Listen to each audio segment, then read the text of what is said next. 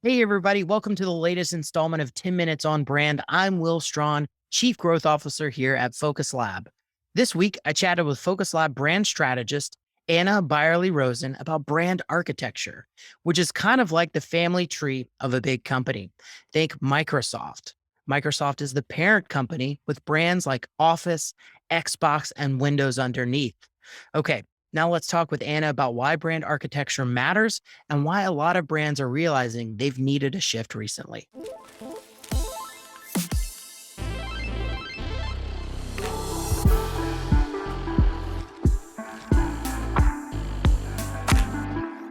All right, Anna. So, what would you say is a basic definition of brand architecture, at least from the way that we look at it at Focus Lab? Yeah, great question to start off with because I think it can get confusing really quickly. But I like to define brand architecture as really setting up a structure for a set of brands that are related. And it's something that we do really intentionally. I kind of like to think of it as like a family tree for brands. Unlike our families, we can't always choose who we're related to, but you can do that within brands and set up that structure in a really intentional and strategic way. So, with brand architecture, so one thing that I've seen a lot, definitely as of late, with some pretty notable brands like Meta and Square, reshaking their brand architecture to Block. Um, why do you think brand architecture is coming up so much, at least lately? Because even for me, being on the front lines here at Focus Lab, a lot of the brands that we're talking to and a lot of brands that we work with, they have brand architecture issues. Why do you think these brands are kind of getting into this position and then kind of like rethinking how they set up their family tree? Yeah, great question. And I'm seeing it a lot more too. And it's exciting that it's kind of more in the cultural vernacular, if you will, that more people are becoming familiar with it. Mm. And with those examples that you gave, I really think it is all about strategic, intentional choices around your brand. And that happens a lot where when there's a lot of growth, whether it's rapid growth or it's growth over time. And in both of those company examples, it has to do a lot with acquisitions, with maybe over time taking on a new company underneath your wing and repositioning and figuring out maybe the audience that we started out with is more broad or sometimes more narrow than the audience that we really thought about at the very beginning of this. And it's taking a step back and thinking, who is our audience now? And also, how is it different in all of these different companies that maybe we've acquired?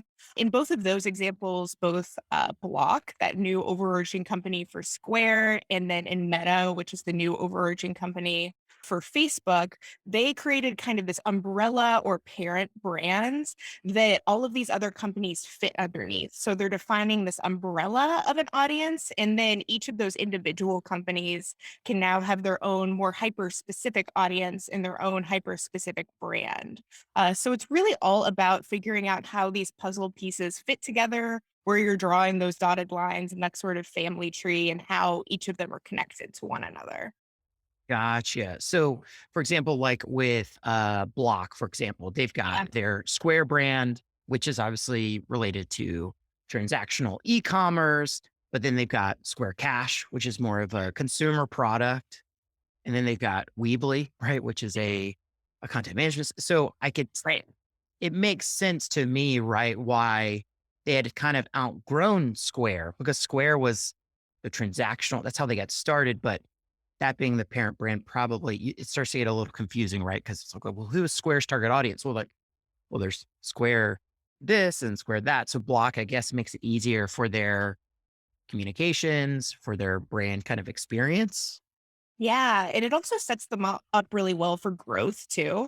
So if they decide, down the line, whether that's in a month or a year or 5 years, we want to acquire another company or we want to start another company, it gives them room to grow where you can, draw those lines underneath now that larger company of Block, as opposed to having to rethink your brand identity every couple of years, which isn't sustainable and creates confusion with your audience too. Sure. Or even maybe sell, right? When they can stand on their own and they're not fully connected to the parent. I guess if because a lot of these businesses are they're buying and selling, right? So it makes that, I guess, easier to remove someone from the family tree. There we go. Yep. See, now if you can always boot people out. They don't have to stick around Exactly. forever. Exactly. And I think I love brand architecture because it gives you that structure. And I think when a lot of people think about branding, they think about the fact that it is creating a structure that maybe binds you in. But I really think that it gives you more freedom because, like you're saying, you could decide, okay, maybe this part doesn't fit anymore, or maybe we need to bring something in new to fill this gap.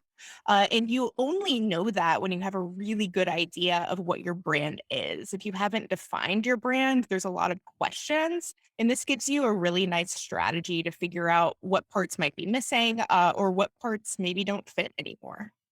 Gotcha. So if you don't have a well-defined brand architecture, you're kind of shooting from the hip, which I imagine would be like herding cats, right? Where Exactly. that's the last thing any brand wants to do because the most powerful brands in the world are the most consistent. So if they have these complex architectures with acquisitions and growth, you really kind of need to have your brand architecture defined. Okay. I love it. Maybe a nice follow-up to that would be, is there any brand besides, you know, let's besides Meta or Block, is there any brand out there that you think has a really like top world-class brand architecture system set up today? Yeah, and to cut into talk about kind of the opposite end of the spectrum and to not talk about acquisitions, I think Apple is a really great example that a lot of people are familiar with. They kind of created the majority of their things in house. You know, they have the iPhone, of course. You have the iMac, MacBooks. Now they have Apple Watch, all kinds of that good stuff. But this is more of a brand architecture that is not acquisition focused. So, Mhm. they all have their own distinct name. They maybe have a little part of their brand identity that is unique to them.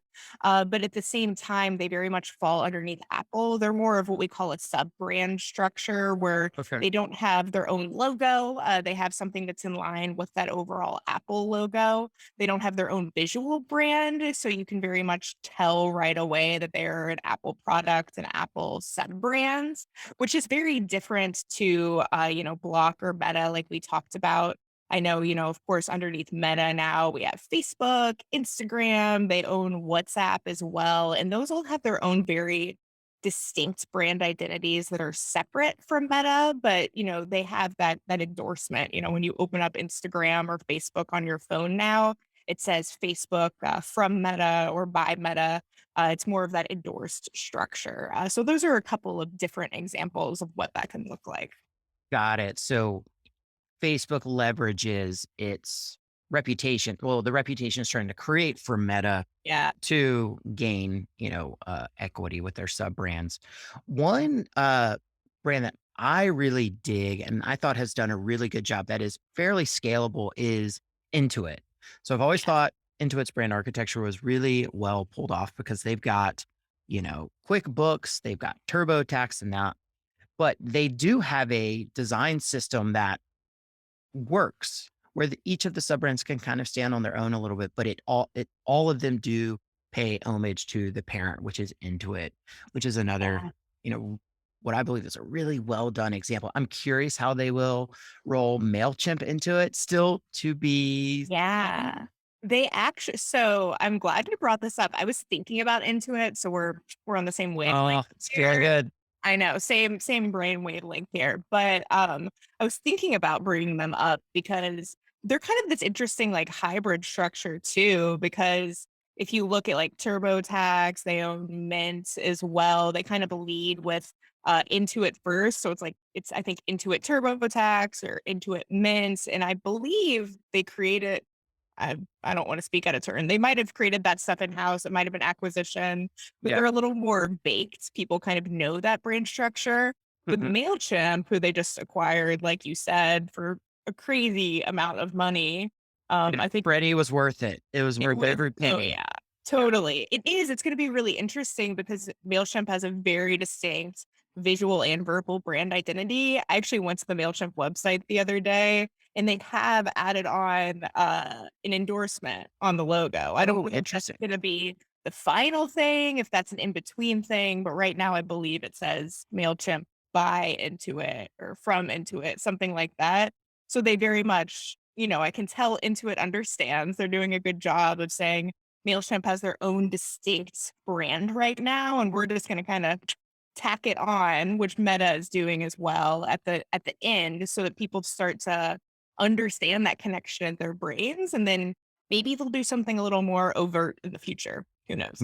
Interesting. So if there is a brand architecture system set up like that, where they have some connected visual, some maybe some connected verbal components, Mhm. is there something that you think all complex brands with a very complex product or sub brand or sub company architecture, is there like one thing that should connect them all? Like, should they Mhm. have a shared purpose? Should they have a shared mission or maybe core values? Is there something that you think that, like, if you are going to have this set up, you really should have one kind of binder that connects them together? Ooh, this is a good question. I don't think I think that there isn't necessarily one thing, like, Mm. it's tough because all brands are so different and all parent companies are so different. Like I kinda mentioned before, parent companies have different relationships, just like how every parent has a different relationship to their kids or Yeah. grandkids or whatever. Uh, they all look a little bit different, and so, I think that it differs. I don't think there's one thing, but I do think there needs to be something. So, like you're saying, whether it is a larger vision, whether you're working towards something larger, whether there is something else within your verbal identity, or if there is something within your visual identity. Like if you have some brands and you want to make sure everything is looking similar, but it really depends. Sometimes you want to, keep those child brands a little bit closer, and sometimes you want to let them do their own thing and let them focus on what they need to focus on.